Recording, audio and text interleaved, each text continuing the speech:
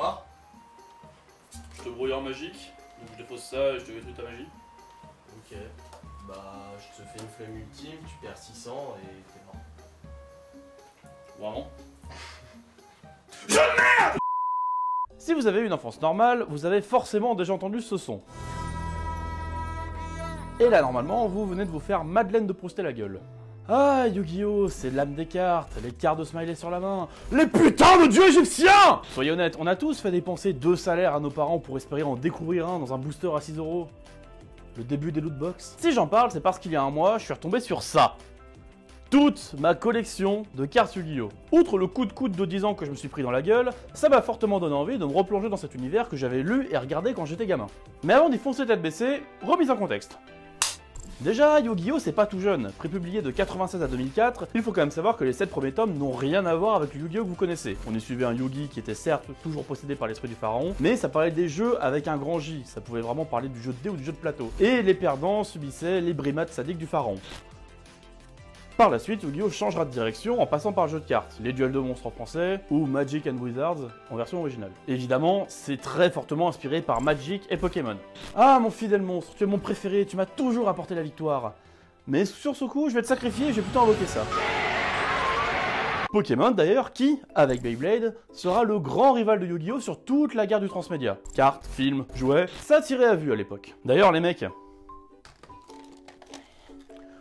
On a tous fait raquer 80 balles à nos parents pour avoir ce duel disque, mais bordel, c'était si peu pratique. Duel! Merde. Les gars, c'est super sympa, mais qu'est-ce que j'en fais de mes cartes fusion? J'active une carte magie. Elle fait quoi ta carte? Quoi?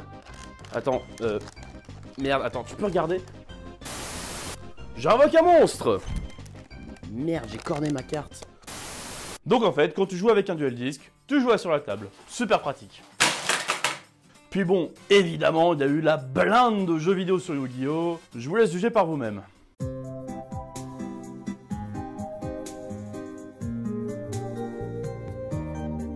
Le manga Yu-Gi-Oh! A d'ailleurs eu 2 adaptations en animé. La première a été produite par la Toei, d'avril 98 à octobre 98, qui est totalement inconnue, mais la seconde, beaucoup plus récente, de 2010 à 2004, a elle été produite par les studios Gallop. Les studios Gallop, mais qu'est-ce que c'est que ces random? Ah si, c'est ceux qui ont fait Kenshin le Vagabond et Achille 21.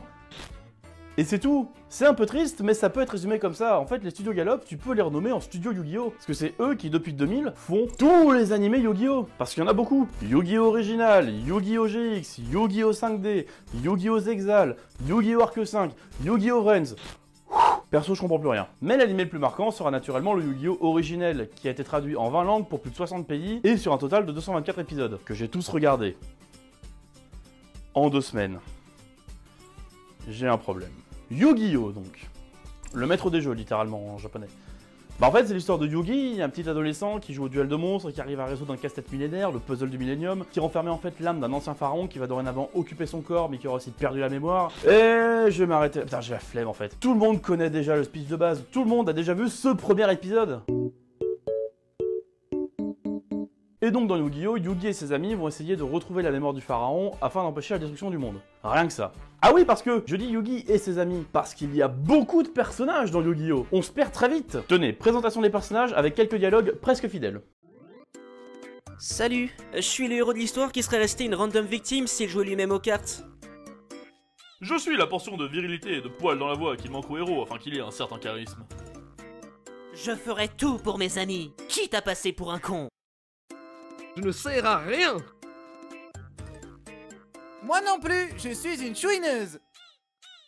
Mon ego est surdimensionné.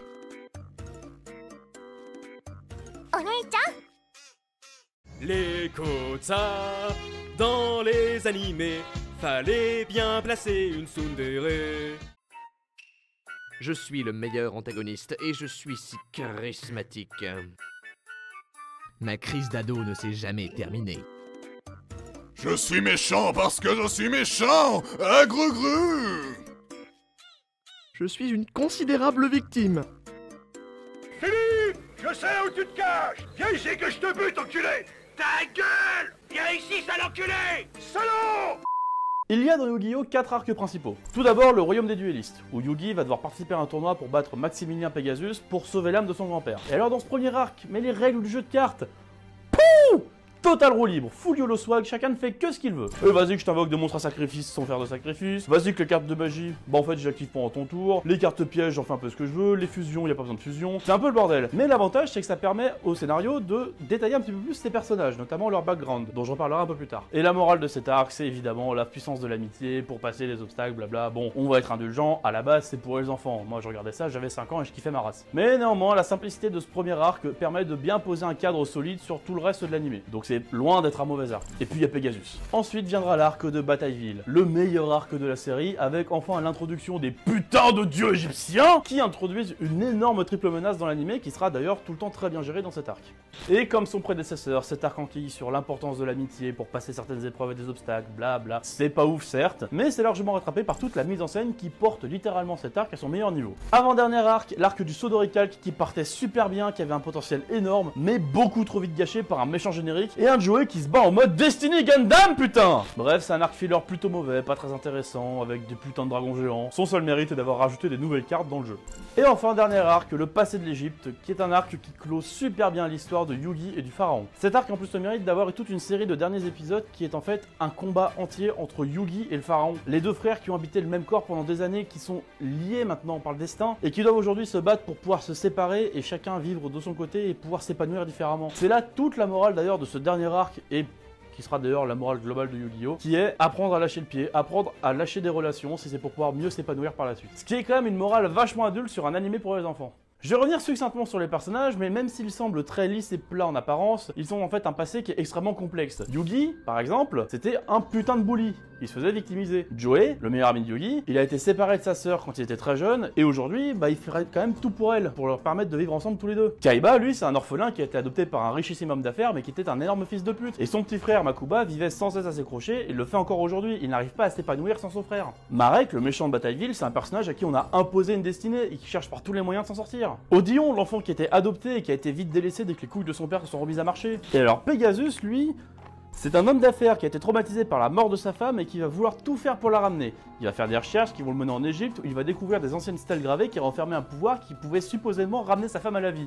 Et donc du coup il a décidé d'en faire un jeu de cartes, le duel de monstres. Celui-là il est balèze. Mais le fait qu'il ait recréé ce jeu de cartes et du coup réveillé les créatures va réveiller également une force obscure qui va menacer le monde entier. Il y a vraiment des backgrounds ultra sombres qui donnent du coup tout leur relief aux personnages, malgré leur relative platitude en apparence. Concernant la qualité technique de l'animé, au début l'animation était quand même pas ouf, c'était quand même fait en 2000, ça a assez mal vieilli, mais ce qui est cool c'est qu'on voit quand même une certaine progression au fur et à mesure des saisons, donc ça montre quand même qu'ils se foutaient pas totalement de la gueule des gens qui regardaient l'animé. On peut faire un animé pour gosses et quand même essayer de se donner à fond. Et autre chose concernant la technique, c'est que l'animation des monstres est globalement ultra kitsch, mais personnellement j'ai trouvé que ça donnait un vrai charme à l'animé, mais pour le coup c'est sûrement la nostalgie qui parle. Concernant les OST, malheureusement la grande majorité d'entre elles est plutôt oubliable, mais il y en a quand même quelques-unes qu'on va retenir et qui sont très bonnes. Pour faire un petit point sur le scénario, bah en fait c'est plutôt bien foutu, c'est bien ficelé, c'est cohérent, mais malheureusement on n'échappe pas à l'habituel cliché des animés pour enfants qui sont les flashbacks à outrance, les héros qui répètent en permanence tout ce qui se passe à l'écran, donc quand t'es adulte et que tu veux suivre, ça te casse un peu les couilles, mais pour les gosses, bah ils avaient forcément besoin de ça pour suivre l'animé à fond. Oui parce qu'un gosse c'est un peu con. Et puis au fond je chipote, mais les enfants ne sont pas aussi exigeants que ça. Un bon divertissement, des biscuits, un jus d'orange, l'odeur de la cuisine que maman est en train de préparer, et ça y est, c'était le comble du bonheur pour nous à l'époque. On joue aux billes avec nos amis dans la cour de récréation et... Ça se passe plus comme ça, mec. Quoi? Bah ouais, les enfants ont changé, hein. Non mais arrête, ça a pas autant changé que ça, les... Ah si.